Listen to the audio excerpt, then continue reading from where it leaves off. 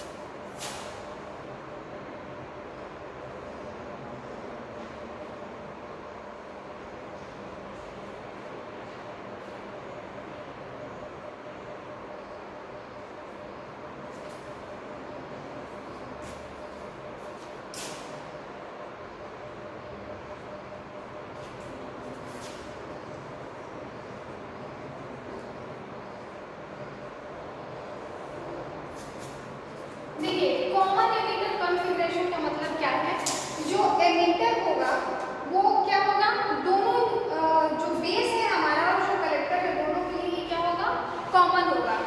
ठीक है। जो एरो होता है वो किस पे होता है, हमेशा एमिटर में होता है। ठीक है ना।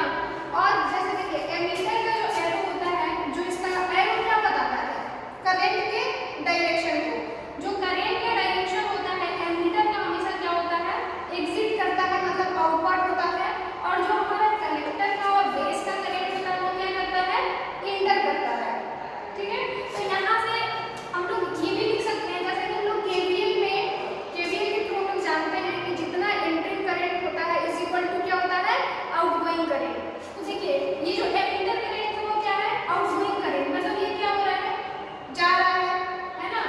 और इनकमिंग करंट कौन सा है, आईसी और आईबी। कलेक्टर करंट क्या हो रहा है, इंटर कर रहा है, और बेस करंट भी क्या कर रहा है, इंटर कर रहा है। तो ऐसे में हम लोग क्या लिख सकते हैं कि आई का मतलब emitter current is equal to, emitter current क्या है, आउटगोइंग है, outgoing is equal to incoming. Incoming कौन सा है, आईसी और IB. Base current plus collector current.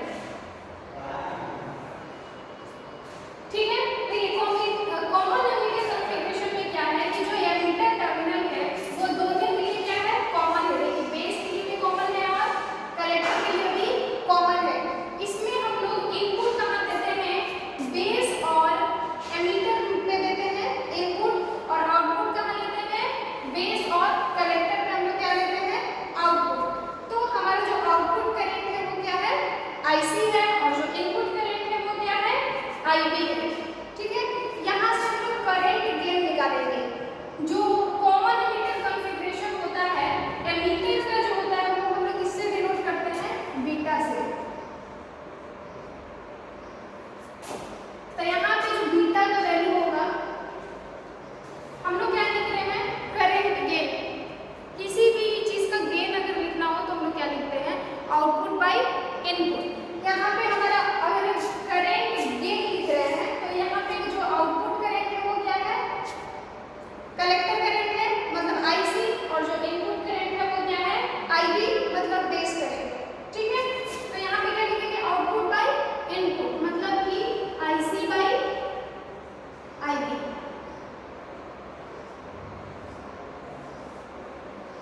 यहाँ से हमारा क्या निकल गया, बीटा का वैल्यू।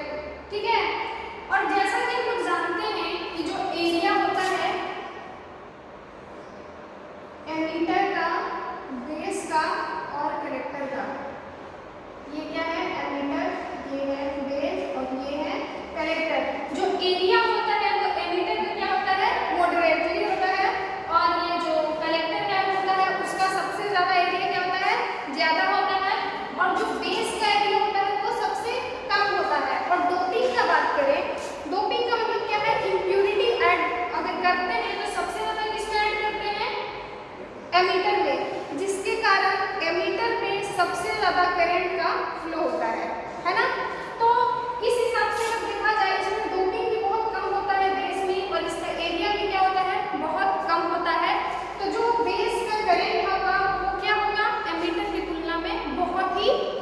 होगा। क्या होगा? बहुत ही कम होगा। यहाँ पे हम लोग और जो कलेक्टर का होता है वो भी किससे ज्यादा होता है? बेस से तो ज्यादा होता है, लेकिन एमीटर से थोड़ा कम होता है। लेकिन अभी हम लोग को क्या देखते हैं? कलेक्टर करंट और बेस करंट में, तो जो कलेक्टर करंट होता है वो बेस करंट से ज्यादा होता है ना? तो इसीलिए IB क्योंकि बहुत छोटा होता है IC से, तो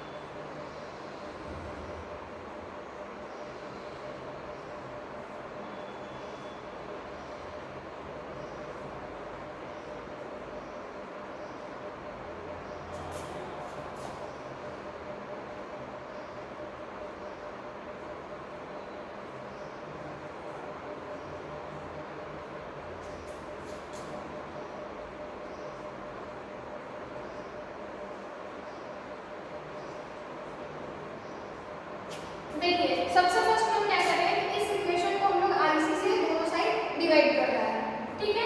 तो इधर क्या हो जाएगा आई बाई आईसी और इधर क्या हो जाएगा IC plus IB by IC. अब हम दोनों को क्या करेंगे अलग अलग लिखेंगे तो क्या हो जाएगा आईसी बाई आईसी कट जाएगा, है ना। ये आईसी बाई आईसी कट जाएगा तो कितना बचेगा 1 और आईबी बाई आईसी नहीं कटेगा तो हम लोग जैसे था वैसे लिख दिए, ठीक है। इसके बाद हम लोग क्या करेंगे यहाँ पे देखेंगे कि जो अल्फा का वैल्यू है वो क्या है आईसी बाई आई, लेकिन यहाँ पे क्या है उल्टा है, क्या हो जा रहा है आई ऊपर हो जा रहा है और आईसी नीचे हो जा रहा है। तो क्या हम लोग यहाँ पे अल्फा है तो 1 बाई अल्फा लिख सकते हैं क्योंकि ये उल्टा लिखा हुआ है ना। अल्फा का वैल्यू यहाँ क्या लिखा हुआ है अपोजिट लिखा हुआ है, तो इसको हम लोग क्या लिख सकते हैं इसको इन्वर्स कर देंगे तो सही हो जाएगा, है ना। तो 1 बाई अल्फा का ये वैल्यू है ना, इसकी जगह पे हम लोग क्या लिख सकते हैं 1 by alpha plus 1 is equal to 1 और प्लस अब आईबी बाई आईसी का क्या हो जाएगा है ये बीटा को इन्वर्स कर देंगे तो ये सही हो जाएगा।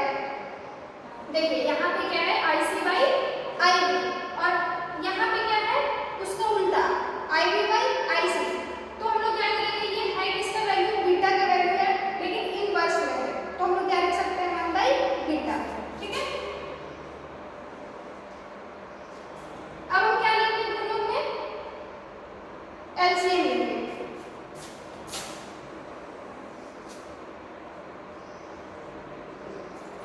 इधर एलसीएम लेंगे तो क्या होगा बीटा ऊपर में क्या हो जाएगा बीटा प्लस 1 होगा ना, नहीं समझ आया। देखिए यहाँ पे कुछ नहीं है मतलब 1 है ना, दोनों का एलसीएम लेंगे तो हमारा क्या हो जाएगा बीटा होगा, बीटा होगा तो यहाँ पे अब क्या हो जाएगा यहाँ 1 है डिवाइड करेंगे तो बीटा ही होगा तो ऊपर में क्या हो जाएगा हमारा बीटा और यहाँ पे बीटा है यहाँ पे बीटा बीटा बीटा कैंसिल होगा तो ऊपर क्या बचेगा 1, समझ में आया। फिर क्या करते हैं हम क्रॉस मल्टीप्लिकेशन और बीटा इज इक्वल टू क्या हो जाएगा हमारा इसको इधर क्रॉस मल्टीप्लिकेशन करेंगे तो क्या हो जाएगा बीटा प्लस 1, है ना। फिर इसको हम लोग क्या करेंगे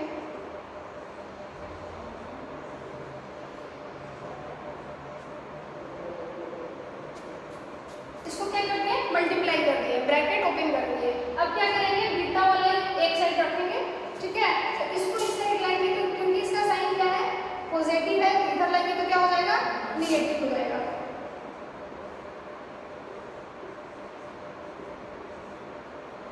ये दोनों में क्या कॉमन दिख रहा है आपको बीटा दोनों में है, बीटा कॉमन ले सकते हैं क्या बचेगा यहाँ कुछ नहीं है मतलब 1 माइनस यहाँ बीटा कॉमन हो गया मतलब अल्फा। तो बीटा का वैल्यू अगर लिखना है तो हम क्या लिख सकते हैं ये आपस में क्या है मल्टीप्लाई में है इधर जाएगा तो क्या हो जाएगा डिवाइड में। तो जो हमारा बीटा का वैल्यू आया कितना आया अल्फा बाई 1 माइनस अल्फा, मतलब अल्फा और बीटा में हमारा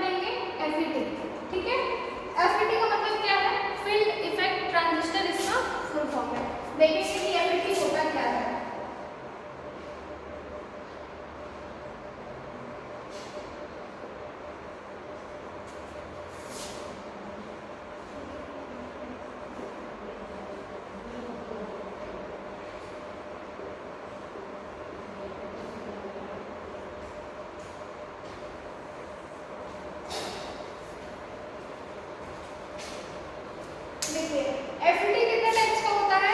2 टाइप का। पहला कौन सा होता है?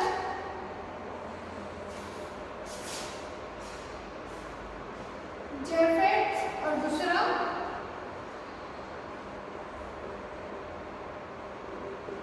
जिसका फुल फॉर्म होता है जंक्शन फील्ड इफेक्ट ट्रांजिस्टर। और मॉसफेट का क्या होता है? Metal oxide semiconductor field effect transistor. ठीक है, अगर इसका फिर से देखें, ये अगेन 2 टाइप्स के होते हैं, एन चैनल और पी चैनल। मॉसफेट कितने टाइप के होते हैं? 2 टाइप के, एक ई टाइप और एक डी टाइप। ई टाइप का मतलब क्या है? इनहैंसमेंट टाइप, और डी का मतलब डिप्लेशन टाइप। ठीक है,